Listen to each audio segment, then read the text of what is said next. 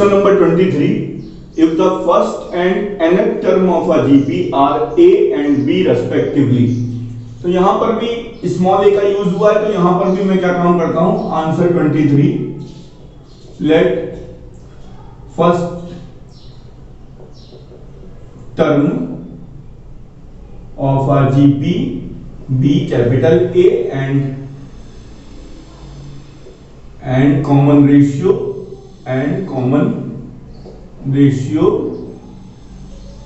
Capital R।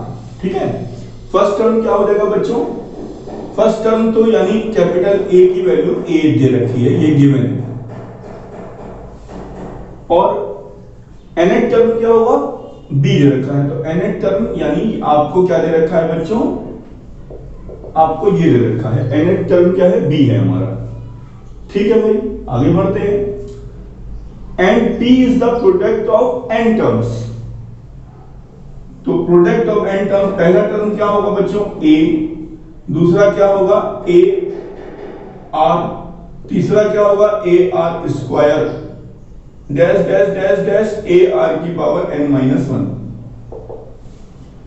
अब आप क्या काम करो, 1 से ये तो आपका हो जाएगा, देखो भाई यहां 1 है और यहां पे n-1 है, यानी इसको इंक्लूड करने के बाद a जो होगा वो आपका कहां तक जाएगा, n तक जाएगा। ठीक है बच्चों, यानी 1 + 1 + अप टू n। ठीक है, डॉट। अब r क्या होगा बच्चों, r में क्या होगा, 1 + 2 + 3 + dash dash dash up to n-1 तक जाएगा बच्चों। ये सब पावर में हो रहा है हिसाब किताब। तो ये तो बच्चों आपका a की पावर n आ गया। अब यहां क्या होगा बच्चों, अब यहां क्या होगा बच्चों, r की पावर ये क्या हो जाएगा, अगर ये अप टू n होता तो n+1/2 होता, लेकिन यहां क्या होगा बच्चों, n(n-1/2) हो जाएगा। अब आप इसको थोड़ा ठीक से लिख देते हैं। अब क्या कह रहा है, p is the product of n terms, यहां पे स्क्वायर हुआ है तो squaring both sides, squaring both sides. जब आप स्क्वायर करोगे तो यहां क्या आ जाएगा आपका, p², जब स्क्वायर करोगे बच्चों तो यहां आ जाएगा आपका, ठीक है, यहां a की पावर n² आ जाएगा। तो इसको ऐसे लिख लो बच्चों, जब आप इसका स्क्वायर करोगे तो यहां क्या आ जाएगा, a की पावर n × a की पावर n, और यहां 2 कैंसिल हो जाएगा तो यहां क्या आएगा, ये r की पावर n(n-1) आ जाएगा। अब आप इसको थोड़ा ठीक से लिख लो बच्चों। अगर मैं इसको ऐसे लिख लेता हूं बच्चों तो ये सही लिखा है।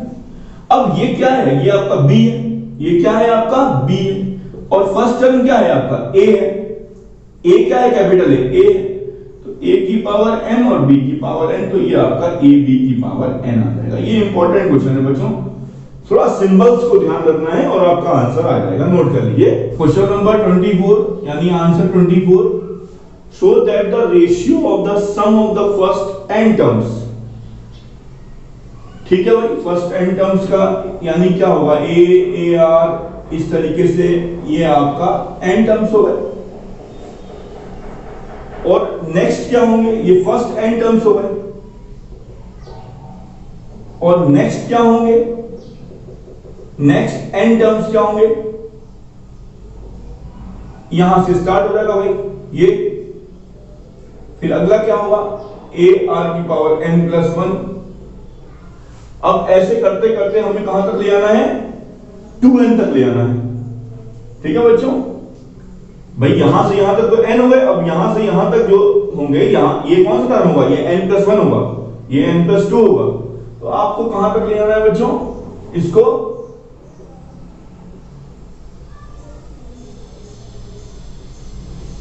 ठीक है। अब वो कह रहा है कि इसका रेशियो क्या होगा, इसका रेशियो तो भाई मुझे मालूम है, फर्स्ट n टर्म्स का, फर्स्ट n टर्म्स का रेशियो क्या हो जाएगा, फर्स्ट n टर्म्स का सम क्या होगा, आप सभी को बताइए फार्मूला, a r की पावर n-1/r-1। अब नेक्स्ट n टर्म्स क्या होंगे आपको देखना पड़ेगा। ठीक है, next n terms, first term क्या होगा इसमें, a r की पावर n होगा, इसमें कॉमन रेशियो क्या होगा, कॉमन रेशियो तो बच्चों वही आएगा, r ही आएगा कॉमन रेशियो। तो यहां भी तो आपके नंबर और टर्म्स कितने हैं, n ही तो हैं। अब क्या करना है, दोनों का उठा के क्या करना है, ये कुल मिलाकर के 1 to n 2n टर्म्स हो गए कुल मिलाकर के। आप खुद देख लीजिए, 1 से लेकर के 2n माइनस 1 और एक किनारे वाला, ये 1 to 2n टर्म्स हो गए आपके। अब उसको ब्रेक कर दिया गया है, अलग अलग ब्रेक कर दिया गया, फर्स्ट n और नेक्स्ट n टर्म्स। अब वो कह रहा है इनका रेशियो बताओ, तो इनका रेशियो कह रहा है ये आ रहा है, ठीक है। इन दोनों को अपॉन कर देते हैं, 1 और 2 को डिवाइड कर देते हैं, डिवाइड 1/2, तो हो जाएगा आपका कितना आएगा, देखिए भाई r माइनस r कैंसिल होगा, ठीक है। ये आपका 1/r की पावर n आ जाएगा, ठीक है बेटा।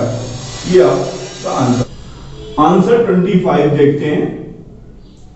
If a b c d r in gp, तो बच्चों देखो अगर a b c d r in gp है, r in gp, तो आप कह सकते हो कि सर आप इसकी जगह लिख दीजिए ar, c की जगह लिख दीजिए ar स्क्वायर, d की जगह लिख दीजिए ar क्यूब। अगर वही ज्यादा दिक्कत है समझने में तो ऐसे समझ लो भाई, succeeding upon preceding, succeeding upon preceding, succeeding upon preceding equal to r। तो यहां से भी वही निकलेगा, b equal to ar, c equal to br, value put करेंगे यही आ जाएगा। तो मेरे हिसाब से यही रख लो, ये ज्यादा सही रहेगा। अब आपको कुछ नहीं करना है, ये जहां जहां a है वहां पे यही रखना है, b की जगह क्या रखना है, ये b है आपका, ये b है, ये c है, ये d है, b की जगह ar, यानी कि ऐसे लिख लो, c की जगह क्या लिखो, ar स्क्वायर। अब भाई ये आपका काम है करने का, ये मेरा काम नहीं है भाई। अब आप इसमें वैल्यू पुट कर दीजिए, b स्क्वायर यानी ये लिखा, फिर c स्क्वायर यानी ये लिखा, फिर d स्क्वायर यानी ये लिखा। अब बच्चों इसको आप थोड़ा सिंपल करो, सिंपल करने के बाद ये आपका लेफ्ट हैंड साइड हो गया, बिल्कुल ऐसे ही राइट हैंड साइड कर लेना और आप देख लेना कि जो है ये और ये इक्वल आएंगे। आप देख लीजिएगा करके बेटा। अब मैंने इतना समझा दिया आपको, अब आप अपने आप कर सकते हैं। Answer 26, insert two numbers between 3 and 81, इसके बीच में दो नंबर इंसर्ट करने हैं। लो इसके अंदर दो नंबर इंसर्ट करने हैं, G1 G2 मैंने लिख दिया। रिजल्टिंग सीक्वेंस इन जीपी में आ जाए तो भाई ठीक है। नंबर ऑफ टर्म्स कितने हो गए, यहां पर 4 हो गए, तो क्या होगा आपका a फर्स्ट टर्म, r क्या है पता नहीं, ठीक है, r को स्मॉल r ही मान लो, कोई दिक्कत नहीं है। r माइनस फिर पावर क्या होगा n-1 यानी 4-1, तो ये आपका हो गया 81। इसको आपने काट दिया, ये आपका 27 आ गया, यानी r की वैल्यू कितनी आ गई, 3 आ गई। अब r की वैल्यू 3 आ गई तो आपको पता है कि G1 क्या होता है, ये G1 फर्स्ट टर्म नहीं कह रहा हूं, G1 कह रहा हूं, AR, तो A की वैल्यू पता ही, R की वैल्यू पता है, 9 आ गया। G2 क्या होगा, AR स्क्वायर, तो AR स्क्वायर हो गया 9 27, आपके टर्म आ गए। आप चेक कर लीजिए कि जीपी में है कि नहीं है भाई, देख लीजिए भाई। सक्सीडिंग अपॉन प्रीसीडिंग 3 आ रहा है, सक्सीडिंग अपॉन प्रीसीडिंग 3 आ रहा है, सक्सीडिंग अपॉन प्रीसीडिंग 3 आ रहा है, हो गया आपका जीपी में। Question number 27 most important question है ये, कह रहा है कि find the value of n so that this may be the geometric mean between a and b, a और b के बीच में आपका ये एक नंबर आ रहा है। तो वो कह रहा है कि भाई ये जो है ज्योमेट्रिक मीन है, आपको क्या निकालना है, n की वैल्यू। तो मैंने आपको बताया था if a b and c are in gp, b square equal to ac, तो b स्क्वायर ये, इसका स्क्वायर कर देता हूं इक्वल टू ac, ठीक है भाई, या b equal to under root ac, तो अंडर रूट कर दो यहां पर, बात तो वही है। अब ये क्या हो गया, a की पावर 1, a b की होल पावर 1/2 हो गया, तो इसको सॉल्व कर लेते हैं। a b की पावर 1/2 और a की पावर n प्लस b की पावर n, ऐसे लिख लो, n plus one plus B की power n plus one. Important सवाल है ये, ध्यान रखिएगा। a की पावर n प्लस वन और ये b की पावर a की पावर 1/2, n प्लस 1/2 आएगा बेटा, n प्लस 1/2। ध्यान रखिएगा ये अलग है 1/2, और b की power half.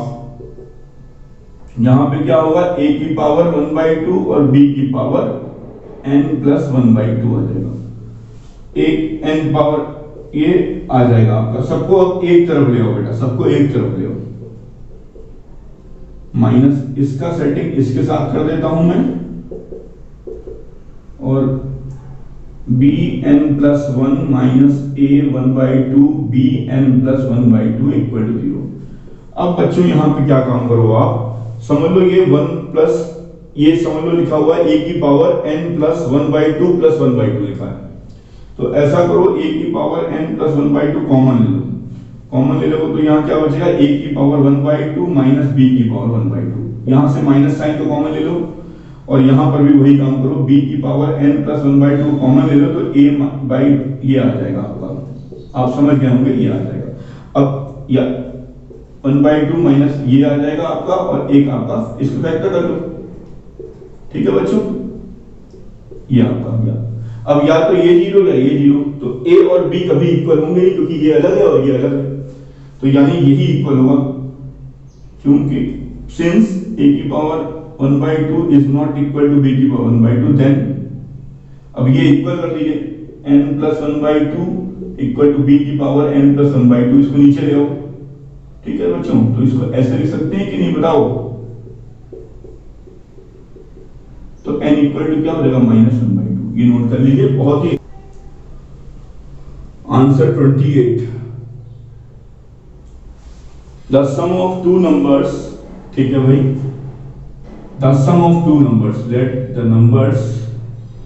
The two numbers be a and b।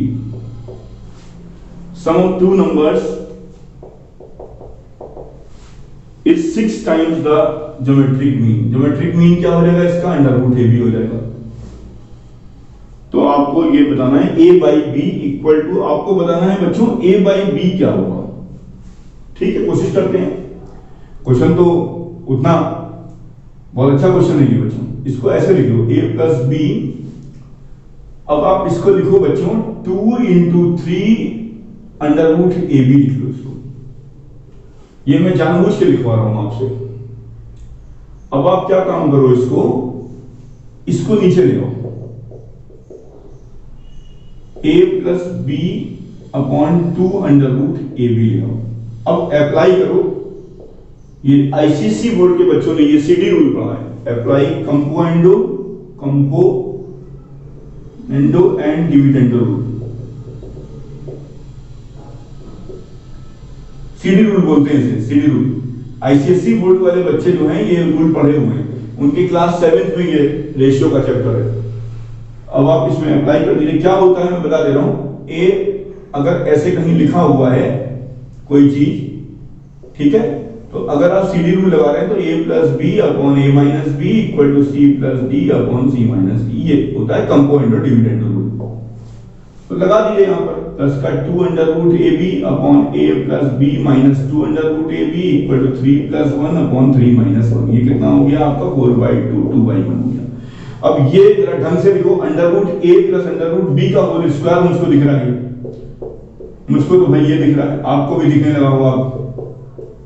ये हो गया। अब ये हो गया आपका, ठीक है भाई। अब क्या काम करिए, अब under root A plus under root B upon under root A minus under root B equal to, इसको आप इधर भेज दीजिए तो ये अंडर रूट 2/1 आ जाएगा।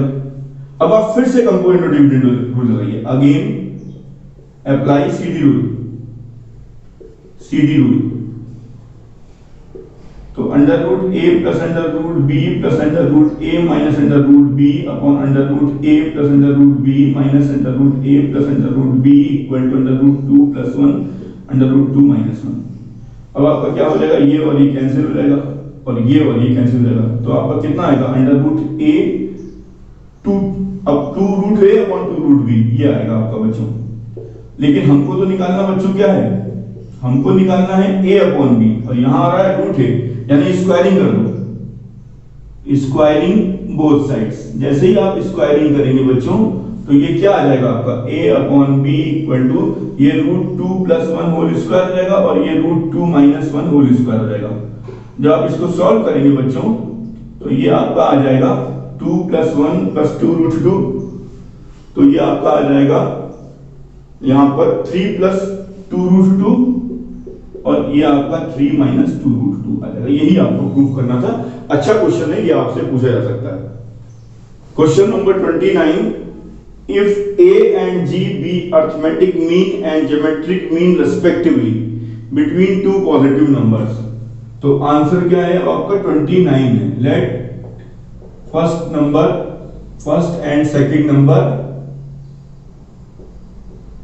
B small a and small b respectively, यानी फर्स्ट नंबर हमारा a है, स्मॉल a है, और सेकंड नंबर हमारा स्मॉल b है। इनके बीच में जो है ये आपके arithmetic mean a and g भी arithmetic mean and geometric mean respectively between two positive numbers. ठीक है भाई, तो अगर ये है तो क्या होगा a equal to a plus b by two हो जाएगा, ये अर्थमेटिक मीन है।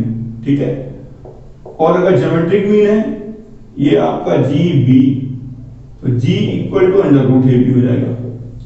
ठीक है, अब यहां से क्या काम करो, 2a की वैल्यू क्या हो जाएगी a, यहां से 2a की वैल्यू क्या हो जाएगी a plus b small letters में, और यहां पे g स्क्वायर की वैल्यू क्या हो जाएगी ab। अब बच्चों आप लोगों ने एक चीज पढ़ी हुई है, x square minus sum of roots plus product of roots equal to 0।